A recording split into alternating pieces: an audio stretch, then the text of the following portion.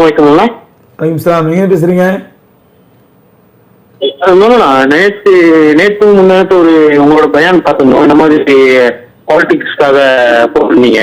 சொல்லுங்க. எல்லா நம்ம புறமா ஜமாத்துலயும் அறிக்கை வந்துச்சு, இந்த மாதிரி புது கட்சிக்கு இது பண்ணாதீங்க, பாஜக இது பண்ணாதீங்க. மறைமுகமா தான் டிஎம்கே ஓட்டு போடும்போது எல்லாம் உலமாலையும் எல்லாம் ஒரு பயம் எல்லாமே வந்துச்சு. சரிங்க. ஆனா இப்ப நம்ம ஒருத்தர் அறியாம, நம்ம சரியத்துல இருக்கிற ஒருத்தர் அறியாம, அவர் நம்ம கண்ணு கூட பார்க்காம காது கூட கேட்காம நம்ம ஒருத்தர் சொல்லக்கூடாதுல போகலாம். இவர் பிஜேபியில இருக்காரு, இவர் சி டீம்ல பி டீம்ல டைரக்டா இவரு இதுலதான் இருக்காரு, மோடியோட சப்போர்ட்ல தான் இருக்காருன்னு சொல்லி நம்ம சொல்ல முடியாது போகலாம். விஜய் சப்போர்ட்டா பேசுறீங்க அப்படிதானே? விஜய் சப்போர்ட்டா பேசுறீங்க அப்படிதானே?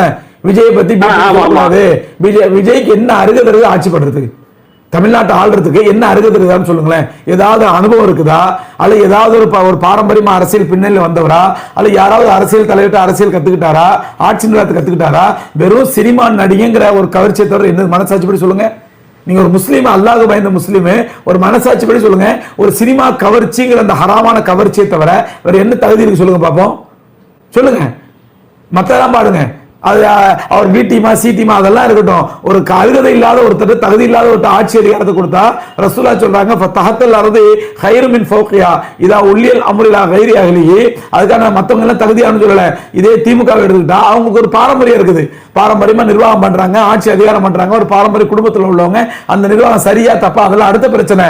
அப்படி எந்த அருகதையும் இல்லாம, நிர்வாக அருகதை இல்லாம, எந்த திறமையும் இல்லாம, எந்த சம்பந்தம் இல்லாம, வெறும் சினிமா கவர்ச்சிங்கிற ஒரே ஒரு தகுதியை மட்டும் வச்சு, படிப்பும் கிடையாது, ஒரு படிப்பறிவும் கிடையாது. அவர் ஐஏஎஸ் ஆபீசர், அவர் ஐஏஎஸ் படிச்சிருக்காரு, மேனேஜ்மெண்ட் படிச்சிருக்காரு, நிர்வாகத்தை பத்தி படிச்சிருக்காரு, அதான் பரவாயில்ல.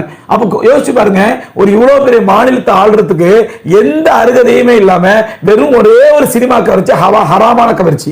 அந்த ஹராமான கவர்ச்சியை வச்சு ஒரு தகுதி இல்லாத ஒருத்தனை நீங்க தேர்ந்தெடுத்தீங்கன்னா அல்லாஹ் பதில் சொல்ல வேண்டாமா? அவன் ஓட்டு போட்டீங்கன்னா இது ஹராம் இல்லையா? ரசூலுல்லாஹ் சொல்றாங்க இதா உல்லியல் அம்ருலா கைரி அஹ்லிஹி, தகுதி இல்லாத இடத்துல பொறுப்பை கொடுக்கப்பட்டால் ஃபதஹத்தல் அர்து கைரு மின் ஃபௌகியா, பூமிக்கு மேல் வசிப்பதை விட பூமிக்கு அடியில் அழிஞ்சு போயிடலாம்ங்கறாங்க ரசூலுல்லாஹ். பூமிக்கு மேல் வசிப்பதை விட பூமி கீழே போயிடலாம், அழிஞ்சு போயிடலாம், மூத்தா போயிடலாம் அப்படின்றாங்க. அதே இன்னொரு ஹதீஸ்ல வருது இதா உல்லியல் அம்ரிலா கைரி அஹ்லிஹி ஃபந்ததிரி சா, ஒரு தகுதி இல்லாத இடத்துல நீ அதிகாரத்தை ஒப்படைத்தால் அதுக்காக கியாமத் நாளை எதிர்பாருங்கன்றாங்க, கியாமத் நாள் அடையாளங்கறாங்க. அப்ப என்ன அருகதை, எதை நீங்க அருகதைன்னு சொல்ல வரீங்க? விஜய்க்கு ஒரு நல்ல முஸ்லிம், ஒரு விஜய்ங்கிற அந்த சினிமா ஹராமான கவர்ச்சி, அதே சொல்ல வர்றேன். சினிமா கவர்ச்சி ஹராமான கவர்ச்சி இல்ல. அவர் ஒரு பெரிய ஃபுட்பால் பிளேயரு, அவர் பெரிய திறமையானவர், அவர் கிரிக்கெட் பிளேயரு, அவர்